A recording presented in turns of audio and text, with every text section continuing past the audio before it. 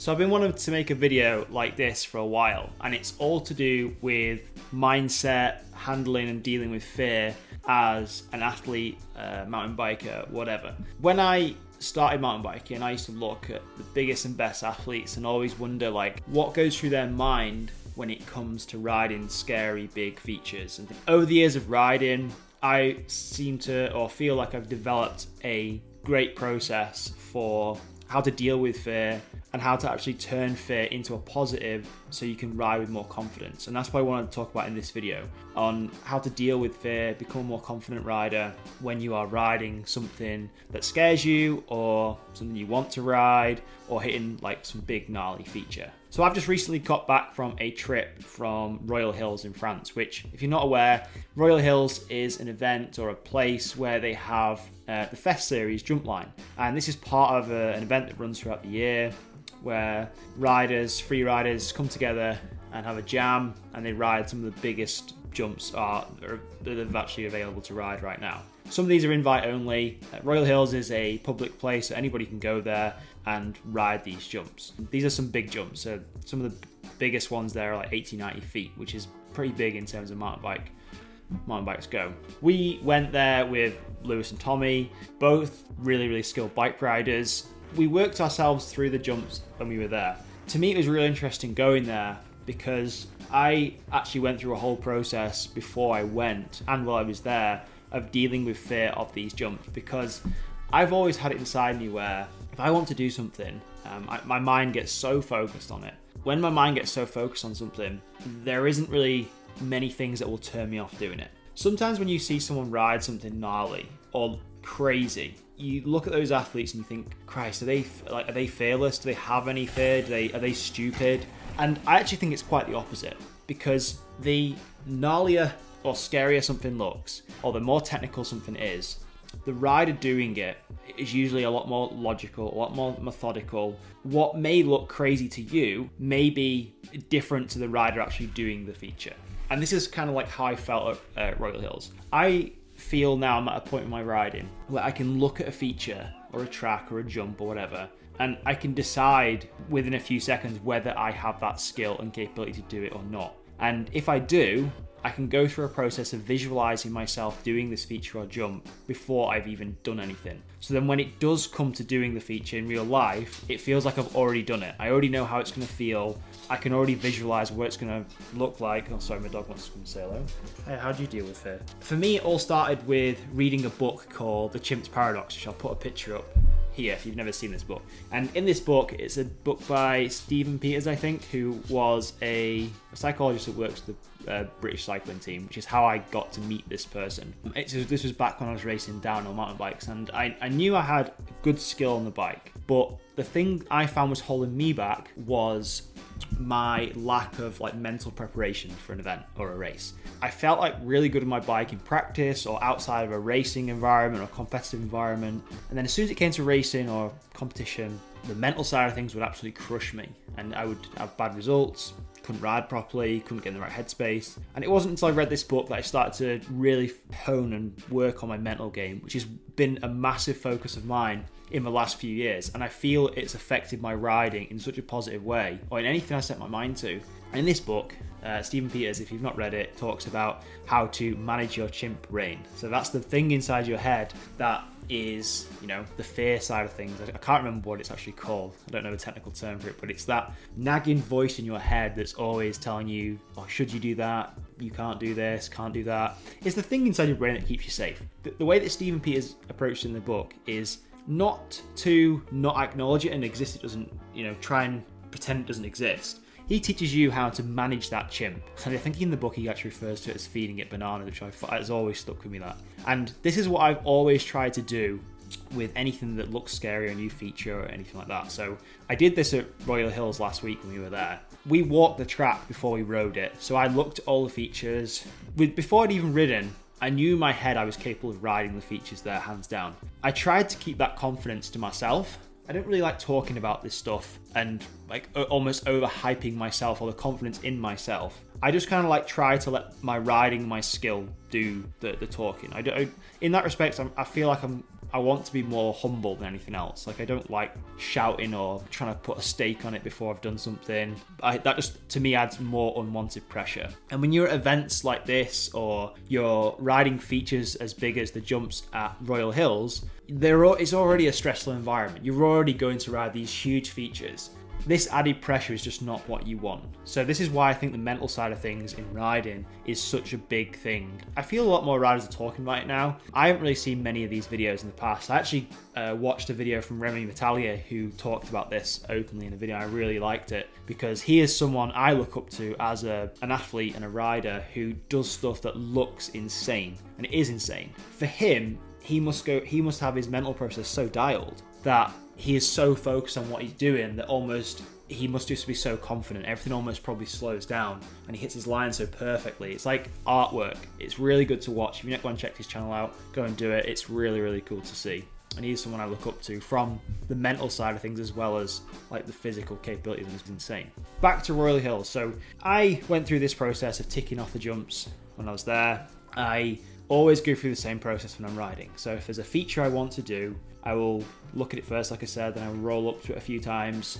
Within the first few roll-ups to a jump or a feature or a thing, I've always had in my head that if I can't do it after 3 attempts, then I'm completely okay with walking away from that feature and turning away from it. It's just not meant to be that day.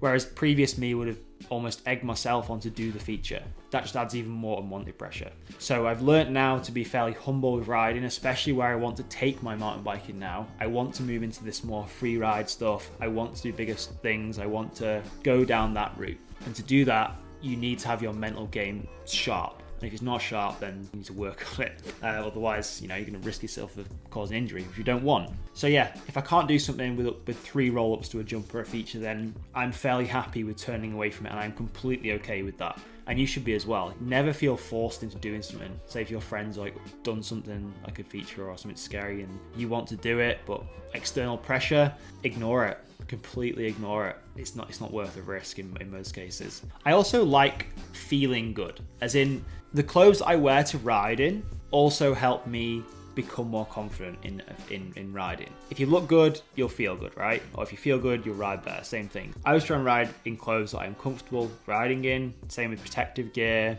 gloves, no gloves, whatever. Bike setup needs to be on point. This all goes together in preparing yourself mentally to do things, because you don't have any of these dialed, then it's going to weigh on your mind.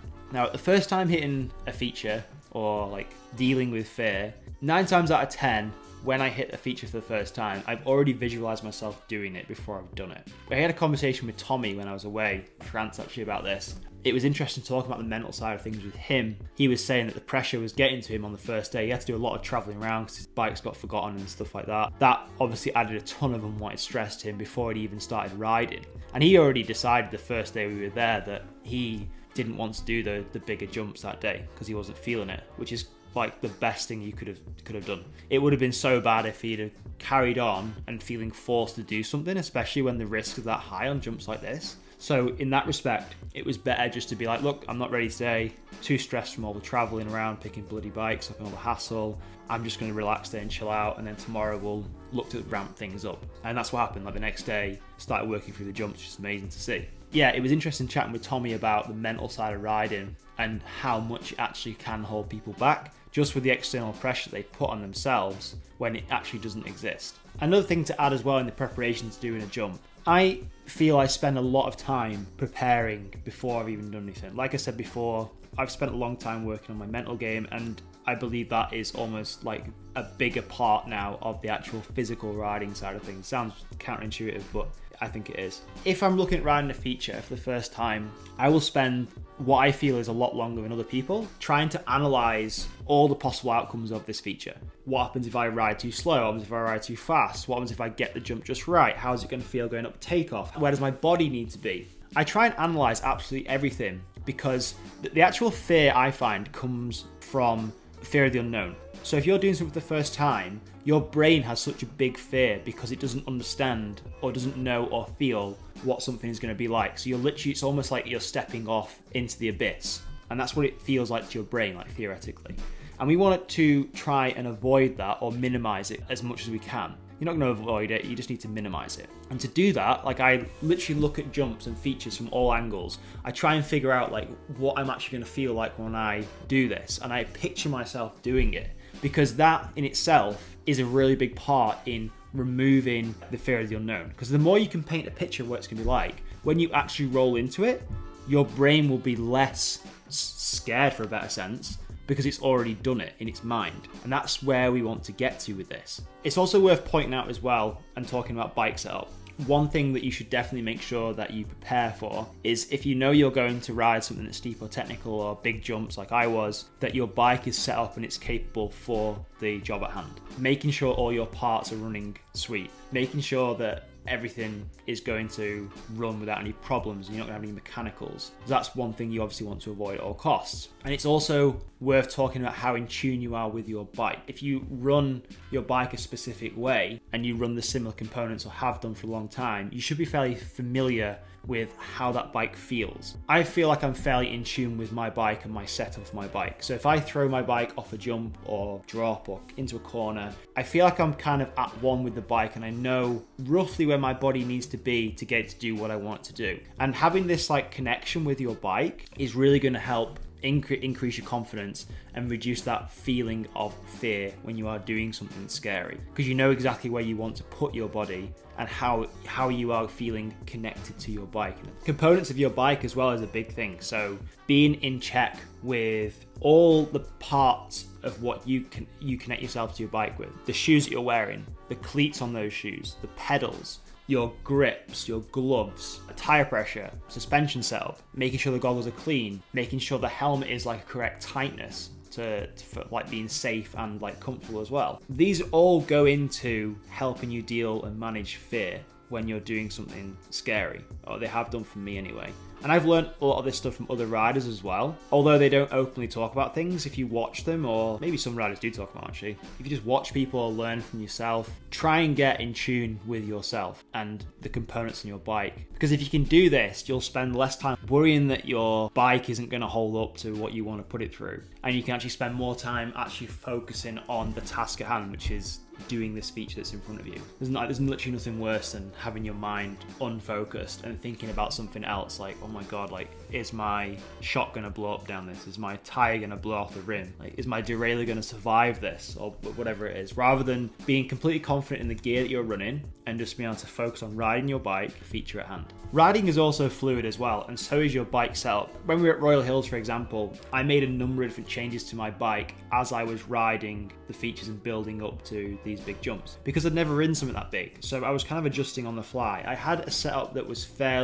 was fairly happy with, but because I'd never ridden at these speeds before on these jumps, I knew my bike setup had to be slightly different and adjusted. I increased my tire pressure, I increased how firm my suspension was, just to deal with the intense speed and the jumps and stuff like that. Always pay attention to your bike setup as you are riding. So if you feel something could benefit from a little change or a tweak, maybe it is more pressure in a shock or less pressure in your tires, or the handlebar roll or your brake lever height, try and be really in tune with your bike and think about how it's set up, because this will help you in like a massive way. And it does take many years to get to that point, I feel, to be in tune with your bike and know, right, I need to change this to make this outcome. Like, sometimes people don't know what is actually wrong and what they need to change in their bike to make it feel how they want. They're just like, oh my god, my bike's got a problem, but I don't know what to change. But when you're in tune with your bike and you can say, right, and if I adjust my handlebar roll, it's going to make me feel more like this. I need to be more further back on the bike. I need to be further over the front. Whatever it is, make sure you get to a point where you can feel in tune with your machine. The next point to cover is probably looking at your body.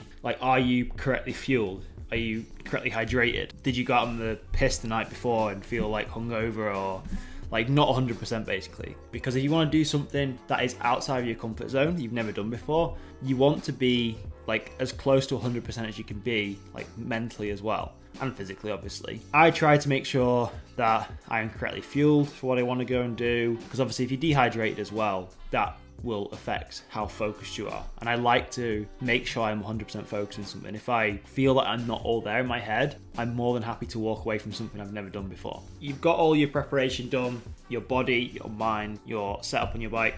Now you come to the point where you want to ride this feature or do this line or whatever.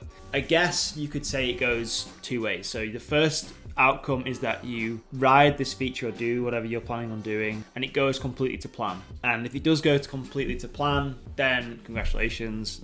Give yourself a pat on the back. But I would equally at the same time be looking at like how that experience was for you. What went well, what could have gone better? Did it actually happen the way you visualized it, like how it felt, how it looked, or whatever? And that's what I like to do. I like to always try and be really analytical on my riding and what I'm doing to try and progress and move up to the next rung of the ladder, sorry. It doesn't always go to plan. Like you can sometimes do something where you're stepping out of your comfort zone and inevitably you will have a crash. Like it's just part of the sport in whatever you're doing. And I think it's also beneficial to, if you do a feature and you do crash, have a look at what didn't go quite to plan.